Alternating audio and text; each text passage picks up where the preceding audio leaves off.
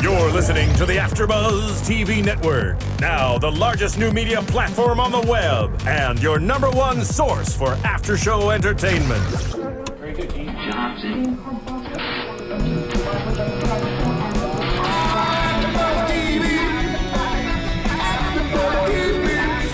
The AFTERBUZZ Studios in Los Angeles, California. Presented by Maria Menounos and streaming live thanks to Akamai Technologies. This is AFTERBUZZ TV's Intelligence After Show.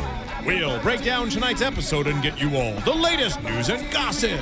And now, another post-game wrap-up show for your favorite TV show. It's AFTERBUZZ TV's Intelligence After Show.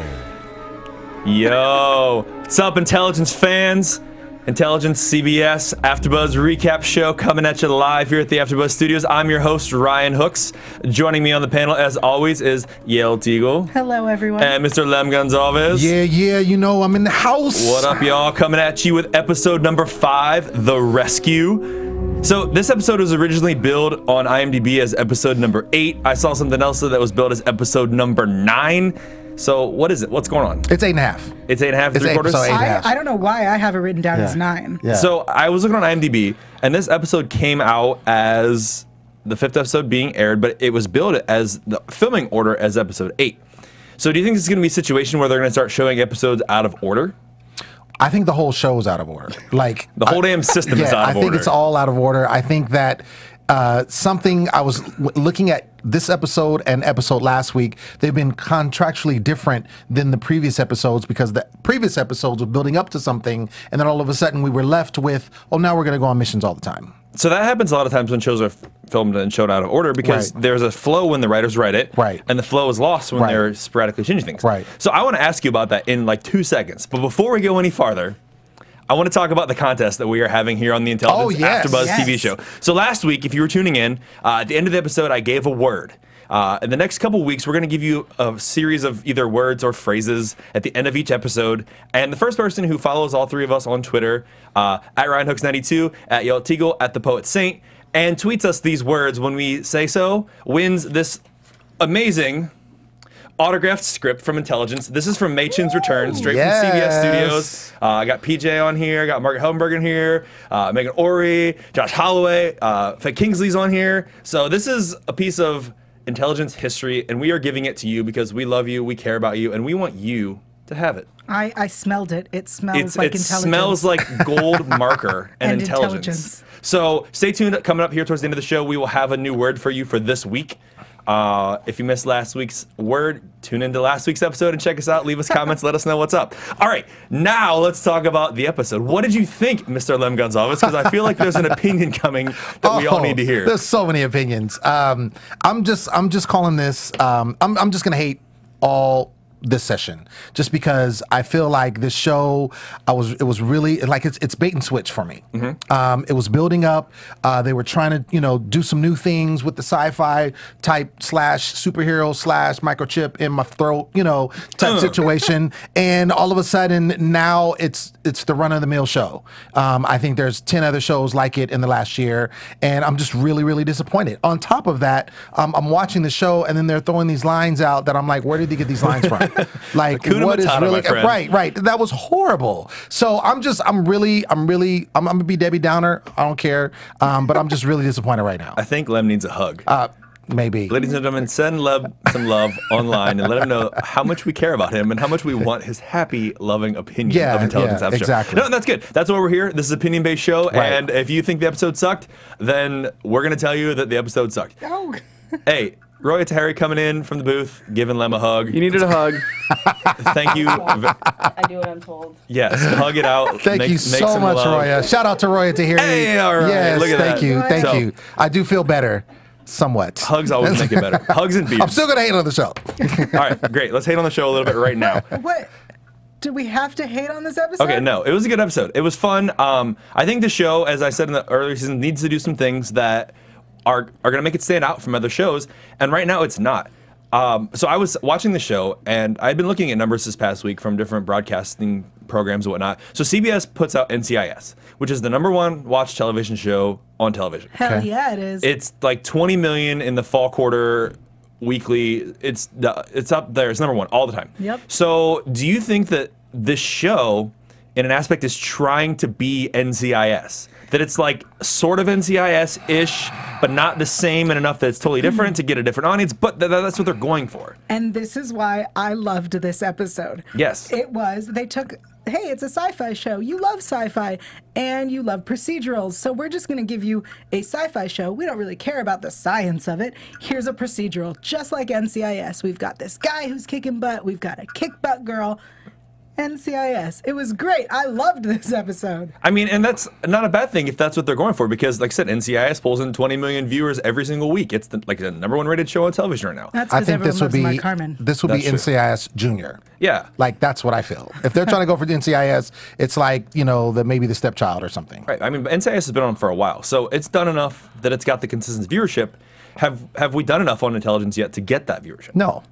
Not at all. And I think that's why they're settling into procedural territory. So you think they're moving into this direction to kind of follow the trademark that NCIS has put out because it's so popular? I don't think it's specifically they're trying to follow NCIS. I think they're following or the formula. The formula of here's the crime of the week. There's a small story arc going over the season, and you're gonna love it because that's what you want. You want to see these characters you like.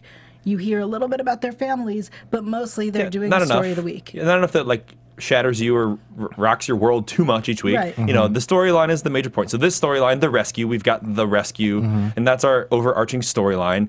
On a side note, we learned a little bit about Vaughn and Riley. We learned a little bit about Lillian Strand and her past. That was interesting. You know, and that's a good story plot that I'm looking forward to. But yeah, overall, it lacked to me in depth from the story that we need more background about these characters. I want to know more about Vaughn's military history. I want to know more about Riley and her Secret Service work. She talked about it a little bit, but not a lot. You know, and she keeps showing up and kicking ass. And you know, why? Where did that come from? And you know, why is Lillian so mad all the time?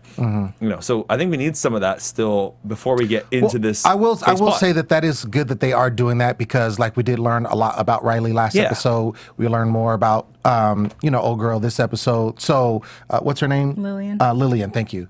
And her father Leland. Leland Strand. So obnoxious. Yeah, that was. Dude, who doesn't love Peter Coyote? Okay, I love him. I was like, oh my god, it's the dad from Walk to Remember. Right. Leland Strand showing up. Yeah, Peter. He's the bomb. If his name is Leland and her name is Lillian, tell me that her mother's name is like Leon or something. No.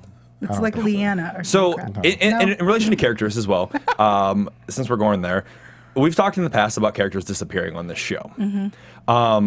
Obviously, Mei Chin showed up and disappeared. Amelia showed up and disappeared. Gone. According to IMDb, Leland Strand is billed for 3 episodes in this season. So, I mean, that means we're going to see more of him, which is good, because there was a cool tension, I think, this week that they had, you know, that was them going back and forth in their political position, but then, like, at the end, it was them in their, like, loving father-daughter position. So, we'll see what happens with that, I think. Well, I really hope that if he does come back, it's because he realizes what she did at the end of the episode, and it's a few episodes later that he's like, wait a second. What did you do? Well, I think that's exactly what's going to happen. I hope so. Like, because it's predictable. And I'm hating again. So, but no, I think exactly he's going to stay around because he doesn't know what she did. Correct. And which I think was gangster. Yeah. I did like that. You know, we haven't got there yet. There are plenty of Mexicans for hire. Yeah. That's all I'm going to say right now. So, but yeah, I think that was good, and I think that's going to bring him back and try to maybe some counterattack or something like that in between, you know, their outfits. So I love that everything I am enjoying about this episode is everything you hated about the episode. That's why we put you guys beside each other, so that you can like fight it out, and I just sit over here and watch on my own side by myself. I guess. All right, let's talk about the rescue. So this plot line, the rescue, takes place and starts off with we meet a couple of good-looking ladies, Mackenzie Bradshaw and Samantha Royce, 2 friends in college in Arizona State. Yeah, shout out to Abby Cobb, by the way. She played Mackenzie Bradshaw.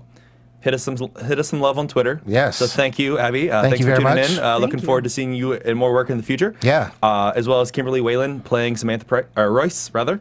So these 2 girls just got done clubbing, going home, took some pictures with the boys, posting on Instagram, and all of a sudden the lights are out in their bedroom, and they're like, "Oh, the power's out."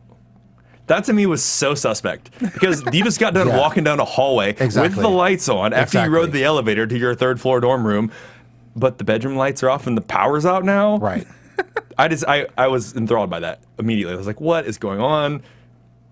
But anyway, so they get kidnapped. Of course, essentially. Exactly. Yeah. Yeah. Of course they got kidnapped. Of course they got kidnapped. In the dark? Are you serious? They Come on. Don't watch enough Law and Order Special Victims Unit to know that you don't trust it when your apartment doesn't have light. You know something's wrong. Clearly, you know, you have a flashlight app on your phone. Turn it on. Right. Look around, light some candles, something. Yeah. So the kidnapper's name is Carlos Reyes, which we learned later on in the episode, which is irrelevant because he doesn't last too long. Yeah, no. Lucas Davis plays Carlos Reyes.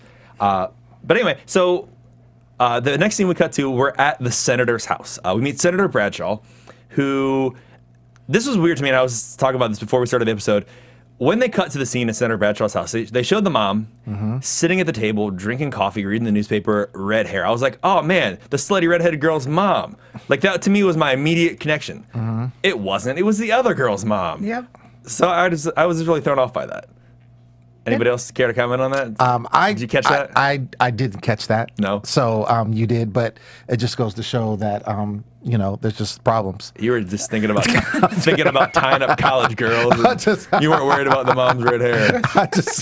It wasn't on the That's all right. So we learned Senator Bradshaw is the head of a Senate committee that's involved in launching a satellite that's going to monitor the Mexico border for drug control and things like that. That there is a huge conspiracy behind this, and it's the GO9 satellite series that they're going to use and basically stop drugs. Did you think there was an underlying plot in this episode, or commentary, if you will, about like drug smuggling and the state of the nation versus America versus Mexico? You mean like trying to parallel between like real life events? Yeah. I felt like there was a little bit of undertone in there. I mean, there could have been. I don't know. I mean, it just, to me, again, it just was kind of the same story that we've seen before. There's been a lot of drug cartel stories with, you know, not so much tied in with the government. So I will say that that was kind of a little difference of opinion with, you know, the government trying to help out and, you know, vice versa, kind of in the back pocket. But, you know. I mean, if you have a secret government agency, drugs are your #1 priority. Keep the streets safe, kids. Right. Dare to keep kids off drugs. Right. You know how you keep kids off drugs? How do you? You go to iTunes. Oh, is that right? Yes.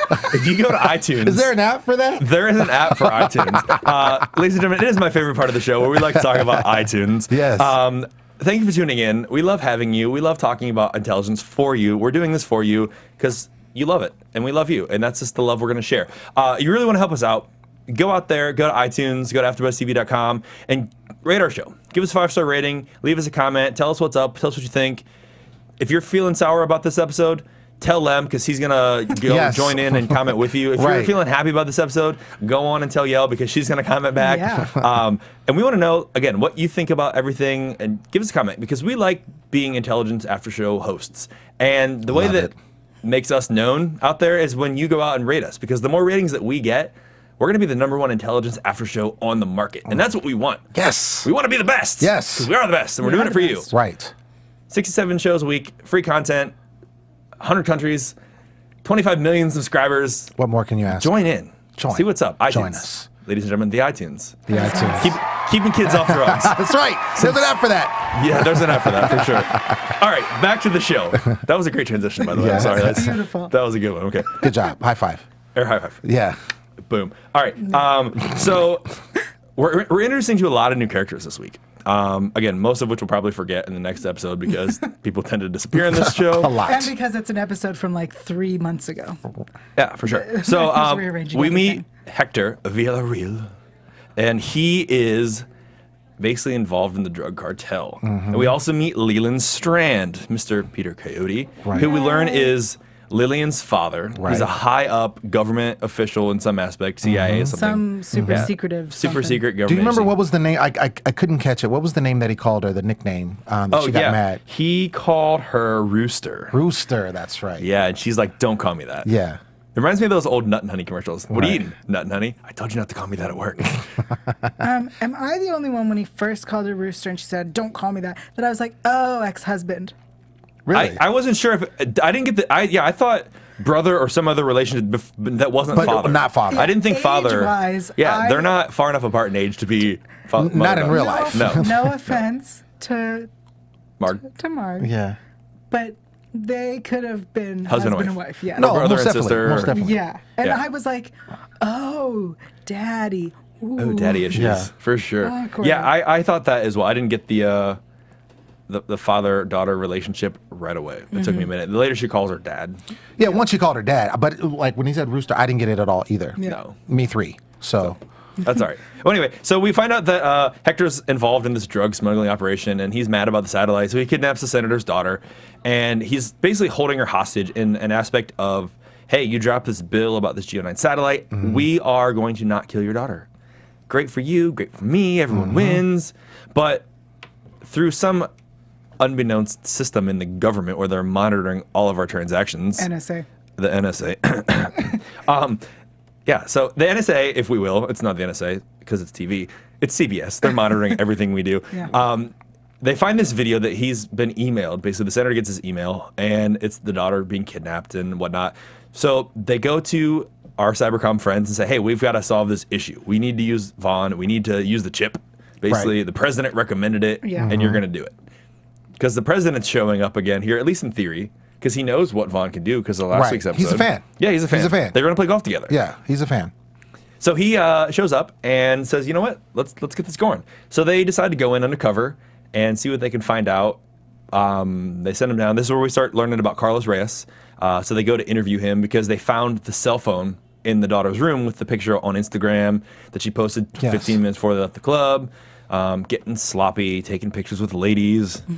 Gentlemen, this is a warning for you. Stay away from posting pictures with multiple females on the internet. It only leads to trouble. It leads to going to Mexico. It leads to getting kidnapped. Is that what you're saying? And ending up in Mexico with the drug cartel and an elephant burger outside. I was so worried that you were about to say, guys, if you're going to kidnap a girl, don't let her take your picture first. I mean, that is also very true.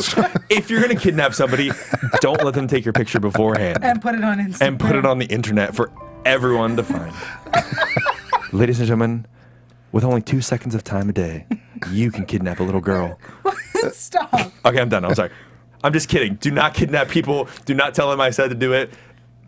But if you wanted to, there's an app for that. Just saying. There's an app for that on iTunes. There's an app for that. Back to the story. Yeah, back to moving on. Here's an issue that I have. And I love this episode, so I'm just going to bring up an issue. Issues. Okay. Hector has the girl kidnapped, sends an email to the senator, right? Yes. Okay. Hector knows who he works for. He's not unaware of who his bosses are. Correct. Would he really be stupid enough to think that they're not monitoring his stuff? Yes. Okay. That's all I got. I mean, that's clearly if he did it, he's dumb enough to think that they're not monitoring. Right? Or if they are monitoring, he knows that they're not going to do anything about it. I think it's the latter. He's not worried. And I thought that in the scene when after they rescued the daughter and he pulls up in the car and gets out and stands there, Vaughn is ready to drop him. And he stands there and he's like daring them to shoot him. He's like, look at me. I'm right here. Do it. I dare you. Do it. And they tell him to stand down. There are issues beyond your knowledge. Stand down. Right. And Lillian gives the order to stand down, and everyone's all mad about it. And he just walks back to his car and drives away. Like, he knows that they're not going to do anything. Well, I mean, you know, he calls and he has him in his back pocket. I mean, he knows what's going on. Like you said, he knows who his boss is. So, I mean, there's nothing that he feels like they can do until we get to the end. And then, of course, he's double crossed. But he says when the cops do show up, when Vaughn and Riley show up, he calls the senator and he says, I told you not to tell anyone. And senator when they're snooping around at the house. Oh, the two intelligence, right. Yeah, they see them, they're following them. They say, hey, don't call anybody. He's like, I didn't call anybody. But he didn't have to because they're monitoring you. Yeah, it's your fault. Yeah. If you wouldn't have sent him a dirty email, you just could have gave him a call. Yeah. I mean, they're probably. But he doesn't think they're that smart. He doesn't know about, our boy, and what he's capable of doing. I mean, I would think he would have to know because, so as we learn in the storyline, Hector basically joins up with the government and he is involved in giving leads and information that result in arrests of huge major drug dealers, as well as thousands of tons of cocaine, they said. Thousands of tons of cocaine were seized because of the information that Hector gave the government. That gave Leland's group, if you will, and it made him look really good. So they have basically a working relationship that says, you know what, you helped us out, we're going to just look the other way while you do what it is you're going to do. So, I mean, he's got to know that their ability, because he helped them. Yeah. He knows what they did to the other people that he ratted out, basically. But he's also feeling himself, too. He feels like he's over in Mexico. Exactly. And he feels like, well, that's the whole reason of him kidnapping the girls. Because he felt like, well, I'm going to kidnap the girls. This is going to work. You're going to stop what you're doing. End of story. Keep the relationship going. I guess. All right. But he didn't make out for Gabriel, though. He didn't know that. He didn't realize the chip was available that for was hire. all powerful. All about the powerful chip. Did you, speaking of the all-powerful chip, I apologize, but when they were tracing a phone, I don't remember whose phone it was. Yeah, it was the mom's. It was the mom's. And it had the phone number that got where they found Carlos. And that's how they found his body. Like, he hung up, we can't trace it. And he's like, got it.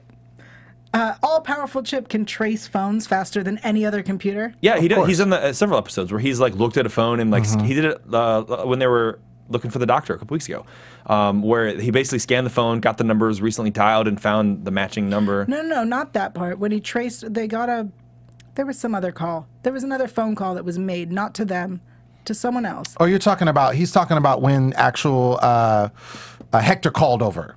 It was Hector's phone number that called, and they were tracing. How they triangulated the position? Right, exactly. That's it. That's what you're talking about. Every other TV show, which we're basing knowledge of how tracing phones work, you need X amount of time, 30 seconds, let's say. Yeah, they got to narrow down, because they're pinging cell phone towers, and there's so many towers they could go to, and then so many less, and so many less. Yeah, Gabriel's chip is all powerful. I mean, they're in Mexico, though. How many cell phone towers are there to ping? Well, that's the thing, is 3? it shows us. 5? It showed us like 5 of them, and then he was like, I got it. From that, he already knew. His chip magically knew everything. And this goes back to what I was saying weeks ago, that I want to see. There's got to be a challenge sometime soon. There's not going to be a challenge, Ryan. There's not going to be a challenge. Gabriel Vaughn needs to have a challenge, because we saw it with Mei Chen. That was the first hint of a challenge. And she's not there. Where's Mei Chen? Not yet. I think she'll be back. I just figured out the challenge. What is the challenge? Someone's gonna make a helmet out of magnets. What? That laugh. Magneto coming in. What? Oh, they're gonna steal from X-Men now? No. A helmet full of magnets. You put it on his head, it's gonna ruin the chip. It's gonna scramble it. Yeah, if you don't put a magnet next to a computer, it ruins it. Oh gosh. Okay. I'm thinking more Magneto, and they can't read his brain. Whatever. I understood what you're going at with that, Yael. I got you. Thanks, Roy. We appreciate the shout out. Keep it quiet in there, okay? I loved her laugh. Don't make me come out there and hug you, okay? Please she does give good hugs. I will say. I did feel a lot better. Save it for later. Yeah. All right. Anyway, so we see Riley and Vaughn going in and trying to save some folk.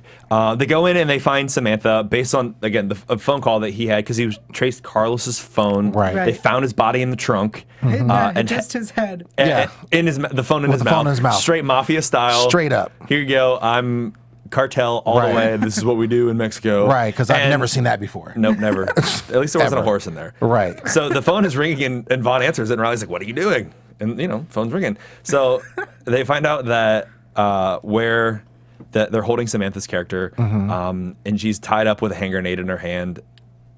And so they were like, "Okay, well, we got to go save her." And was it the Mexican jumping bean was the torture method? Right. Because then the bomb drops and it bounces.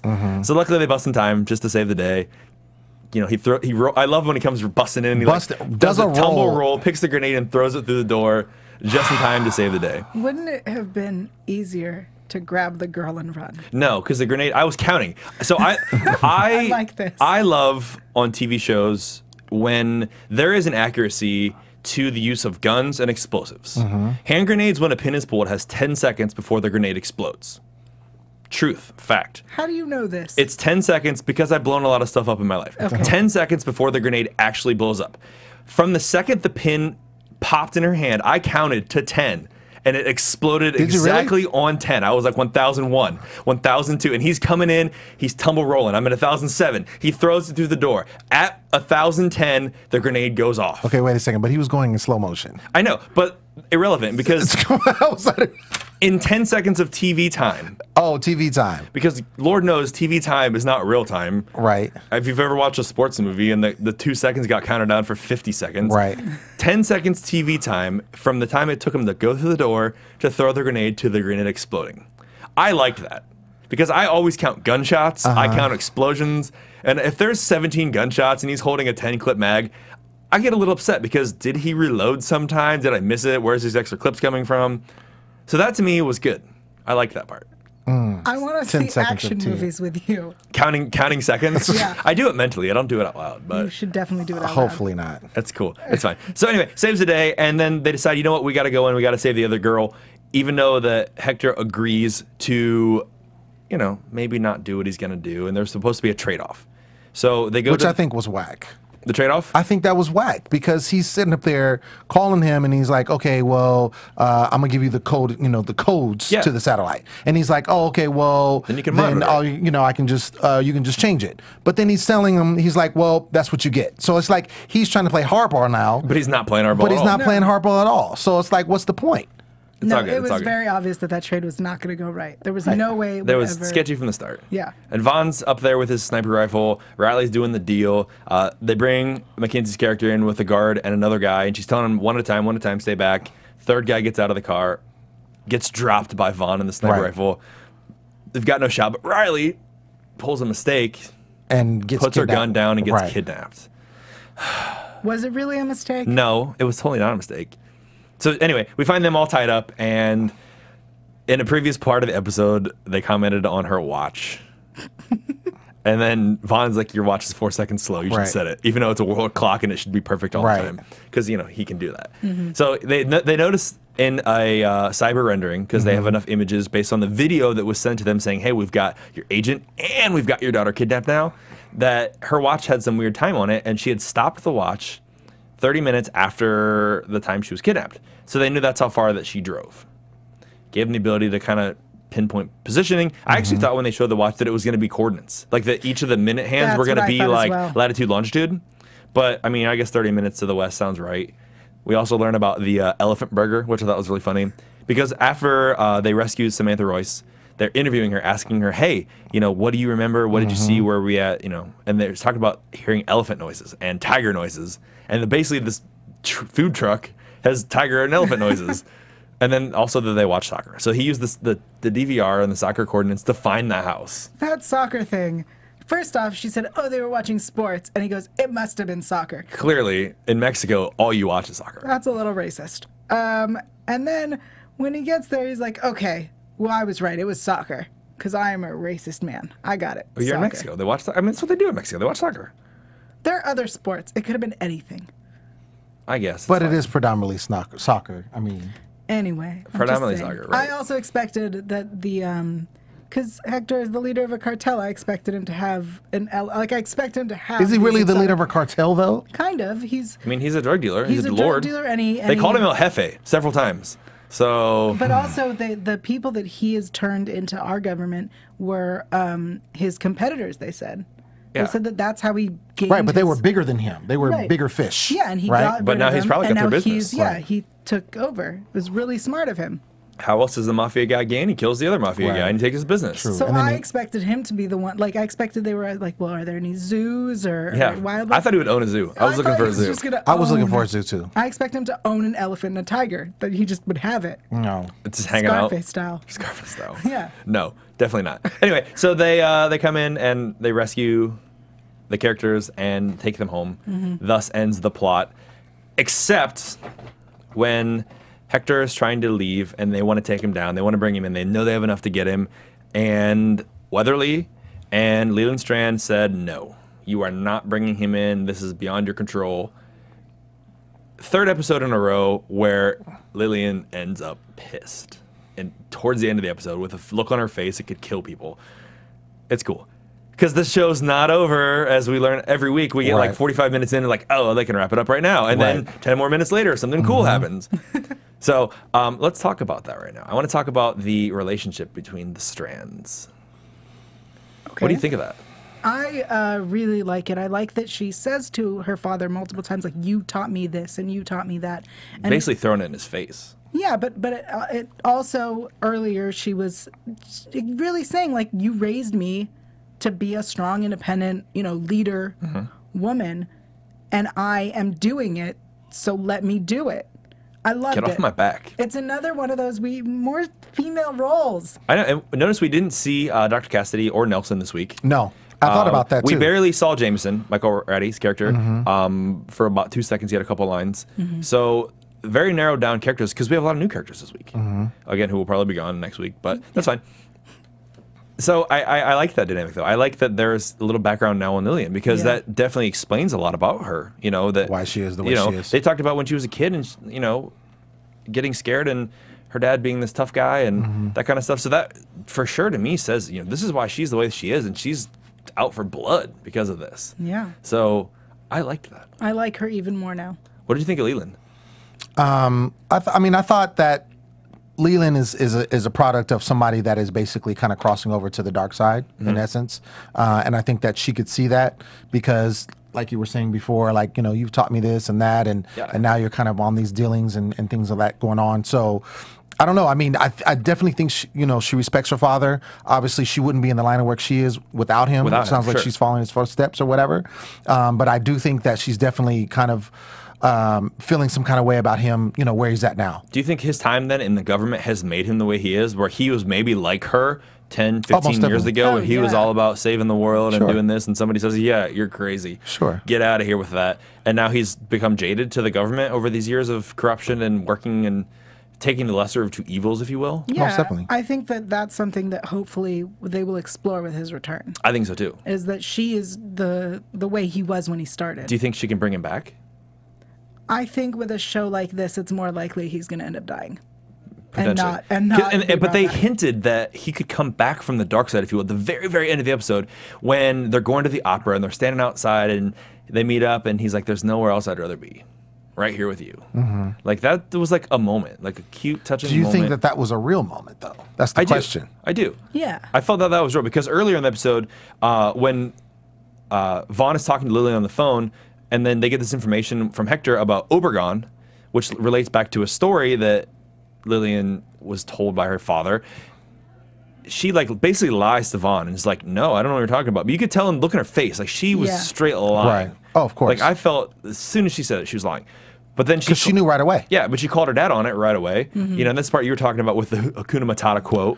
But there was some good parts in that, some good little quotes. There was a great quote. Say it. I know you want to. I want to. Go ahead. Tell us about it.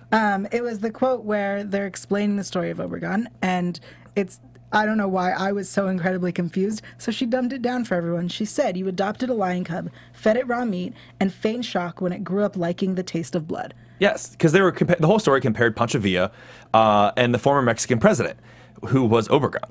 And in that story, Pancho Villa becomes this famous figure, but you know, Obregon kind of gets pushed to the side, even though they were sort of enemies but friends at the same time. And that's the sort of the relationship they're comparing between Leland Strand and Hector Villarreal. So they're like enemies, but they're friends. Like they're helping each other out, but they hate each other. And you can't trust each other. You can't trust each other, but you know, they're playing hardball with each other, but they know they're going to both give in. Yeah. So I liked the dynamic, though, that they're getting in there. So in this episode, too, one thing that I did like as well, as always, we had to have a couple of cute little moments with Riley and Vaughn. Very beginning of the episode, cute little moment. Very end of the episode, cute little moment. Do you think that this week they have progressed their relationship any more than they have in past episodes, or do you think it's still sort of friendly love, but not quite there? I think no. I thought they were going to kiss. I also thought at the end they were going to kiss. They were at the apartment, and she was showing him around, and they like got kind of close. I thought they were going to kiss. I think that the reason we thought that is because this is supposed to be episode 8. And I think there's something we're missing. We missed some dynamics in the relationship development over the last few episodes. Something where they became closer, or something that happened, that they realized something, and that we're supposed to be somewhere else with their relationship. And we saw that, and it was very... Why would they feel that? Like, why would they have that tension? But I mean, to me, I mean, unless, like you said, we've missed something, but they haven't shown anything that would, you know, prove otherwise. Right. Like, I can't see, like, I know you guys were saying, you know, hope they kiss. Yeah, I want them to get together. I'm all about the love between the microchip, you know, and the girl that's crazy, dope. You know what I'm saying? What I'm saying is, but they haven't been, other than, you said 2 moments, at the beginning and at the end. Well, the rest of the time they were all fighting. And there was a little bit of a moment, too, when he found found her and talked about the watch and like helped her up. And like they kind of gave each other that little exchange while they're like shooting people. Oh my gosh! That really? was a good like, hey, we're friends, we're helping each other out. But that wasn't anything beyond. But it was, because partnership. That kind of adrenaline can cause all kinds of weird love feelings, and that's where it starts, when they're doing things like that together and like they have common bonds and they work well together. That's when relationships start. Okay. I think there were 2 episodes that are now out of order that would have made those moments even clearer to us. Agreed. That's what I think. So because that they've decided to show us out of order episodes, which is awesome, by the way. Being facetious, but sarcasm is not welcome here. Right, exactly. So you think that's why these moments aren't as deep as they should be? Right. I think they were, especially that last one, which was awkward because I'm like, why would they? Like, I see that it looks like they're going to kiss. Why would they do that? Right. Why? What brought that on? Yeah, I think we're missing something. Okay. As audience members, I mean. Thus endeth the Von Riley dilemma. More to come on that, I am sure, because we will keep progressing that relationship I hope as characters disappear. Because they need to. So anyway, I'm really glad the episode ended this way this did, because we've been dancing around it for the last 30 minutes. Lillian pulls the cards out and handles the Hector situation. Oh, and she does it so well. So smooth. Calls her up and says, hey, it's not done. He says, you want to hire another Mexican? Hire another Mexican. She said, I already did. Did you see that coming at all? No. I didn't either. I did. Yeah, of course. You probably read the script beforehand too. I'm just saying it's predictable. But I mean, like, it was predictable. I thought that she was going to do something. I didn't expect it to be the woman in the bathtub. Okay, I didn't expect that. Yeah. I will say that. But I was knew waiting for somebody to come busting in and shoot it. I thought so too. But I knew something was going to happen. Yeah. But I just want to point out, it's another, she's like, you know what? We need another strong female. Done. It was well, great. let's hire a woman prostitute in Mexico to stab you in the bathtub. No one necessarily said she was a prostitute. She could have been an undercover assassin playing a prostitute. Yeah, okay, fine. She was a strong woman character that killed Hector at the end, which was amazing. So that actually brings me to our word of the week. Word of the week. Word of the week this week is revenge. Oh. Nice. Yes, based on Lillian Strand getting revenge, getting even. So that's 2 words. Tune in from last week's episode. We got a word. Tune in from this week's episode. We got another word, revenge. And keep up the good work here. We'll get some more news and gossip coming at you right now. AfterBuzz TV News. Oh, all right. shoot. So I mentioned earlier in this podcast that we haven't seen Mei Chin and we haven't seen Amelia. So I got a Twitter message this week from Michael Trucco, who played Agent Griffin. And I quote, "Don't be so sure this is the last of Agent Griffin." Direct from Michael to me via the Twitter.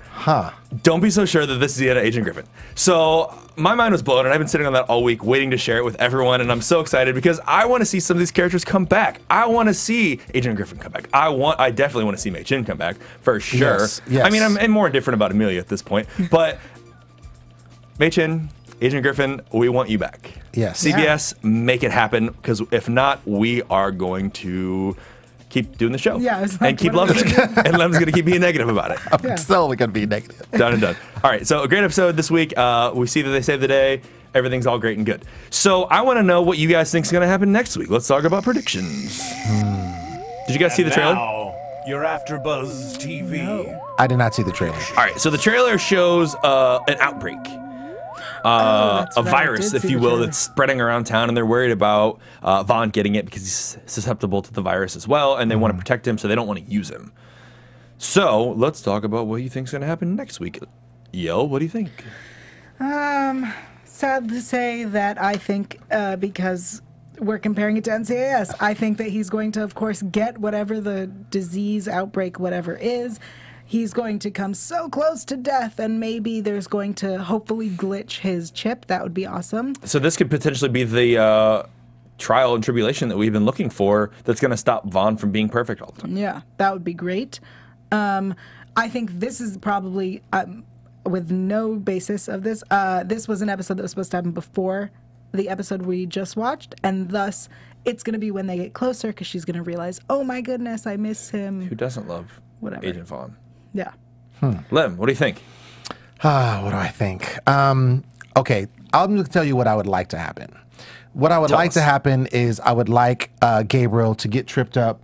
Hopefully he gets some type of crazy virus. I would hope that he does that. I hope that he's on the bed about to die, and then his girl, who's the one that protects him all the time?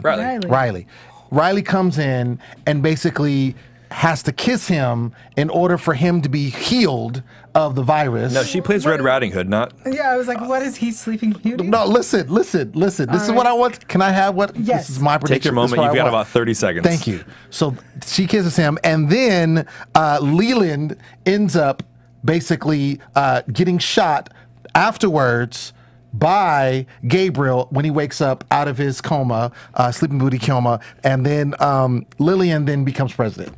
So this sci-fi show has now become a fantasy, if you will. That's what I want to happen because I want it to be unpredictable. Not just like fantasy, like Sleeping Beauty fantasy, but some other weird fantasies. I'm just saying I want it to be. I'm saying that to say I just want it to be unpredictable. I mean, that's what I want. If Riley Vaughn is giving out kisses, I'm getting in line. All right, Megan Ori. We're waiting for you. We're waiting for you. That's all I'm saying. I'll see you soon. All right. I think next week, I agree. I think that Vaughn's going to get the virus. It just seems like a logical thing that's going to happen. I hope that it, again, hinders his ship in some fashion. Again, I think this is going to be an Outdoor episode as well that's going to have happened previously, so we will see more of the development of the relationship.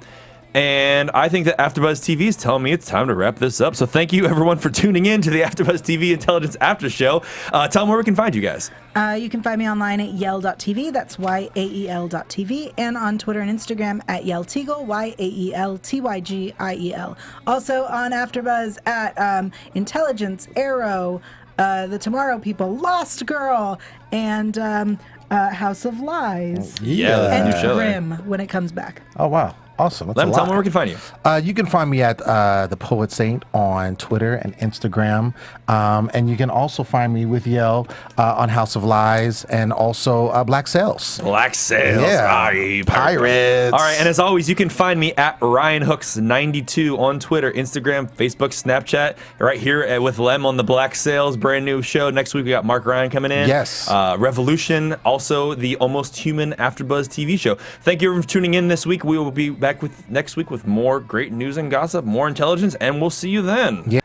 From executive producers Maria Menounos, Kevin Undergaro, Phil Svitek, and the entire AfterBuzz TV staff, we would like to thank you for listening to the AfterBuzz TV network.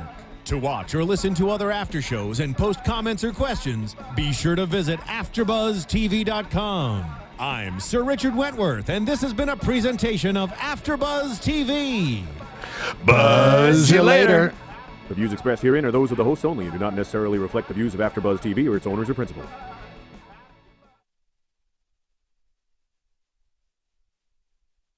Thank you for watching AfterBuzz TV on YouTube. For more of your favorite after shows and interviews, subscribe to our channel here, and be sure to share your opinion on the episode in the comment section below here.